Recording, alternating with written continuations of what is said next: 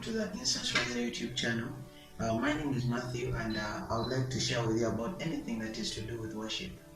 So today I want to share about something that we all love to know, and so many people have so many questions about it. But first, I wanted to give a recap of where we left off last week. We had talked about what is worship, and I was summing it all up because that was part 2 of the previous video I had made, and said that first I talked about the basic act of worship starts by receiving God, and then at the end of it you manifest God because He works in you. The part in between is He works in you both to will and to do. So you find that whatever you receive from God, you receive it within yourself, He works in you, and then that is what you manifest. And so if you have received the fullness of God, then you ought to manifest Him in all His dimensions as far as your purpose is concerned. So in today's video, why were we created?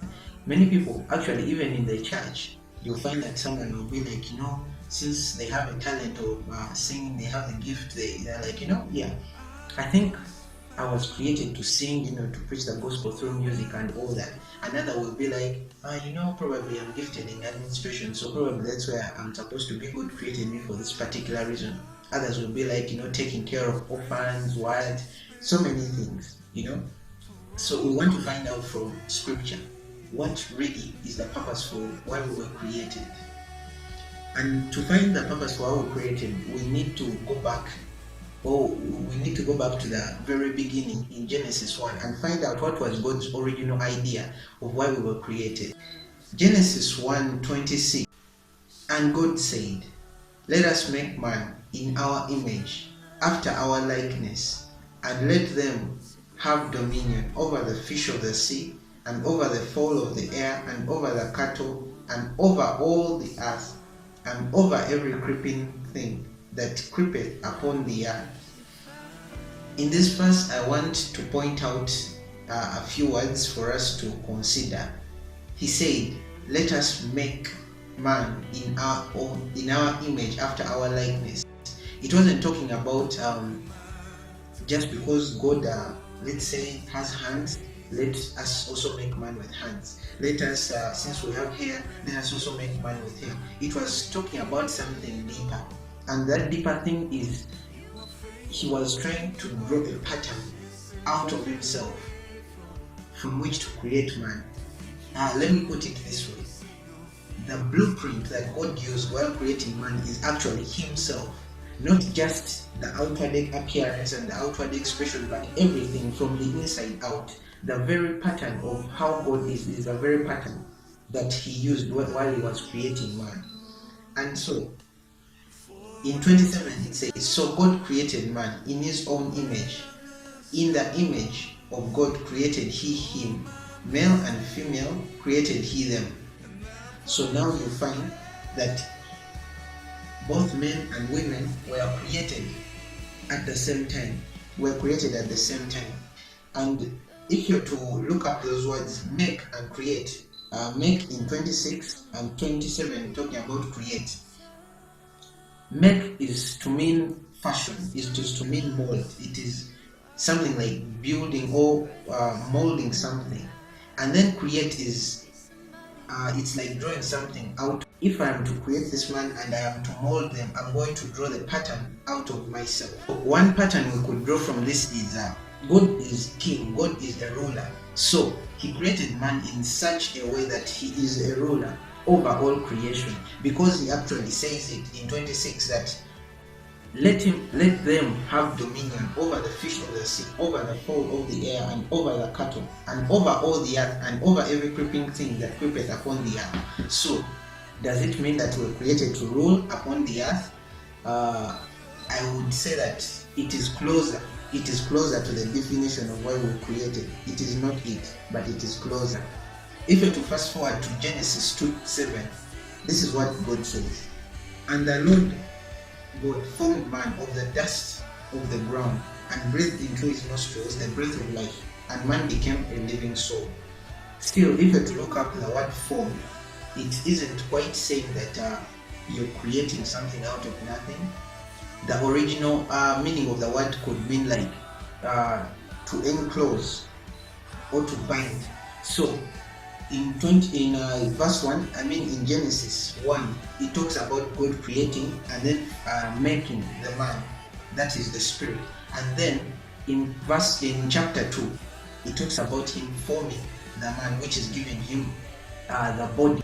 So you find that when man was conceived, from being an idea to his manifestation upon the earth, he passed through 3 stages. That was the creating, that was the making according to the pattern of God, and then there was the forming, which is including him in the physical body. And he was given the physical body to accomplish a certain task, which we need to look at, which we need to see in Genesis 1. You remember where we had left off, where he had created them, both male and female. Now, there was somewhat he spoke upon them after creating and making them. And God blessed them, and God said unto them, Be fruitful and multiply and replenish the earth and subdue it, and have dominion over the fish of the sea, and over the fowl of the air, and over every living thing that moveth upon the earth. Now, this is quite different from what he said when he was referring to the fish and the fowls of the air in 22. That one he said, God blessed them, saying.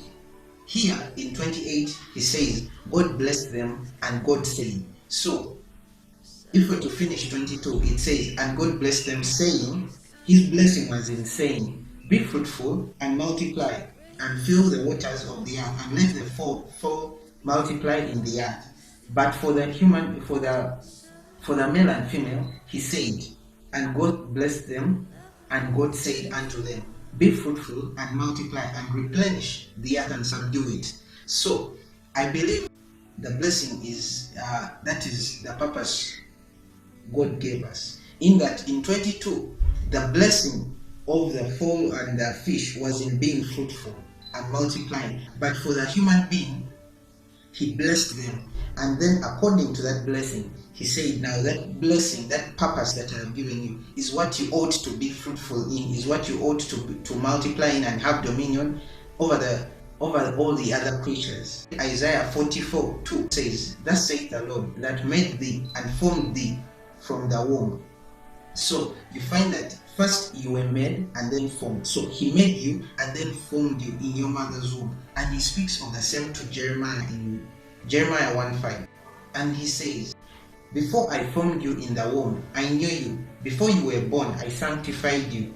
I ordained you a prophet to the nations. So you find that before the Jeremiah was in the womb, there was something that was spoken over him, that this man will be a prophet to the nations. And it further confirms what I've just revealed to you earlier.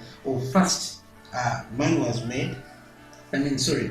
created, he was made, and then he was given a blessing, purpose, and then he was told to be fruitful and multiply in it. After that, he was formed. So the body is a submitted entity, in that God created it in such a way that since it is to help you fulfill your mandate upon the earth, you find that you have these, let me say, gifts or talents that probably, let's say if it is singing, you find that you're naturally gifted in singing, whereby other people, while they ought to do, vocal drills and help them hit high notes, you find it comes so naturally for you. Then it shows a certain place of where your purpose will be, or where your purpose is. So you find that talent on its own can give a little bit of an indicator of where your purpose is, but it is not the final say, because there are so many people who are gifted in singing, who might even probably be even more gifted than you are, but because of the difference and distinctions in purposes, you find that it could probably be singing, but in another area, in another realm, in another way, So I'm still going to say that purpose is still not the reason why we're created, because in as much as purpose is way bigger than we are in terms of what it is able to do and where it fits in God's eternal purposes and plan for the earth, it still is not the reason why we're created. Because according to the pattern, God didn't first think of, I need someone to preach the gospel. Let me create a man that could probably has a mouth so that he can preach. It was first he thought of you, and then he gave you the purpose. So purpose is because you are. It exists because you exist. It's not the other way around. The moment you cease to exist, then whatever you have not accomplished upon the earth will not be accomplished. Maybe probably by another person. But you and your purpose will be done. So this is the pattern of submission. Your actions are submitted to the body, in that whatever you do comes from whatever you do upon the earth, it is because of your body. The moment you lose your body, you cannot have any interaction upon the earth. So your actions are submitted to the body, and your body is submitted to purpose. So whatever your purpose is, your body has to. It will find that it is naturally gifted in those things. As I talked about earlier, if your purpose is in line with singing, you find that you have probably a talent in singing. If you have maybe a certain purpose in administration and all that, I don't know, you find that you find it so easy. You find it so easy to learn. You find it so easy to do it because of the purpose, your purpose, which was given to you in the original creation. You were first created, made, and then blessed.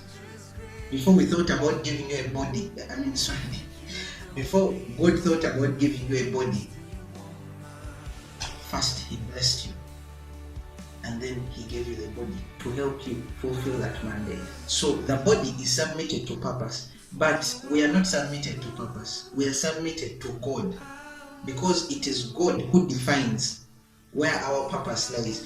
Let's say you have a talent in playing a certain instrument, you have a talent in singing. That talent doesn't define where you go. It is God who defines where you go. In that, even if you're put on stage to sing and God says do not sing, then do not sing. So, in as much as purpose is there, we are not submitted to purpose. We are submitted to God's revelation of purpose, of our purpose. So, with that explanation, I'm still going to say that purpose is not the reason why we were created. And now, this is the reason why we were created. 1 John 4:8. The Bible says that he who does not love does not know God, for God is love. My attention is on God is love. Before we think of the things that God said, we think of the things that God did, there is the initial place of who He is. There is the initial place of who He is that you cannot ignore, that defines what He says and where His actions go. So before you think of what God told me to do, what God did, you firstly think of who is God. Who is God? Because that will determine where He goes and what He says.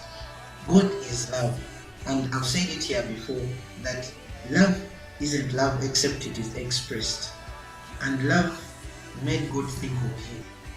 You find that love was at work also from Genesis 1, from the very beginning in the beginning God created the heaven and the earth. From the very beginning up to when you were created, love was at work. In as much as it is not mentioned, it was still at work, because it is who He is. That is why I've first pointed you to who is God. Before we talk about what He did and what He said, you need to know who is God, and God is love. So love was at work also from Genesis 1 up to when you were created. So much so that God did not rest until you were created. Have you ever realized that it was after you were created that God rested? All these things that God created, the parting of the heavens, all those were just in preparation for what was about to manifest.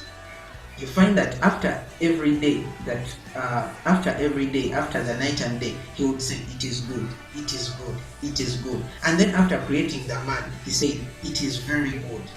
Because He had seen the love of His life. What His life, let me say, I'm just going to put it in quotes, His life's work had come to an end and it had been accomplished, that now I have seen what I have been working for. In as much as it says it plainly that He said it is very good, I like to imagine it in a sense that when He saw the man, He got like those heart emojis in His eyes, because He was like, finally, what I wanted is finally here. And That was you. That was you. So I'm going to say that firstly, you were created for love, and after love, I was created for love, I was made for love, I was formed for love, and that is the beginning place. Now you begin to put into consideration the pattern after which God created you. He said, let us make man in our own image. So you find that since God is love, he created you after the same nature, after the same pattern. Man is a creature of love. As I had said before, love isn't love until it is expressed. So he knew that you would be in fellowship with him and you would need to express that same love. And now the heaven and earth came into play. So the earth doesn't have purpose except there is a man of love. Now you need to understand that when the Bible talks about creation waiting for the manifestation of the sons of God, before we think of slaying people, we think of walking on water. The man of love ought to manifest. The man of love ought to manifest. Man being cut off from God in Genesis 3, this pattern of love still stayed, but love that is cut off from God isn't really love, because now it gives birth to things like selfishness, it gives birth to things like being self-centered, where you find that it is all about you and what you can gain. It seeks self-preservation of, I can do it on my own, I can do it on my own, I want what is in it for me. That is the pattern of love that is without God. It really gives birth to a very shallow life. So you as a new creature, joined to God, one with him, the very first expression of God on the earth, and the only expression of God on the earth that you ought to have, is love.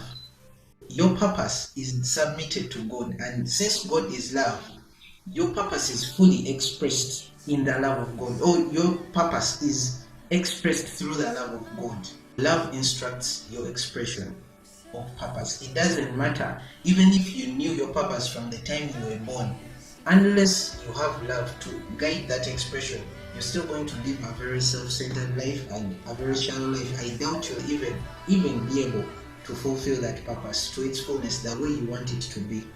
I don't want to sound like a broken record. Love, worship, love, and go back, but that's the way it is. That's the way it is. So just bask in the love of God and let him guide your purpose. If you need a summary of everything that I've spoken of in this song, then there is a song recommendation I would love for you to see, watch, listen to. And there is this song, it's called As You Find Me by Hillsong United. It is by the Spirit of God that I recommend that, because it is in that song that God ministered to me this thing. I would love that you watch it and be blessed.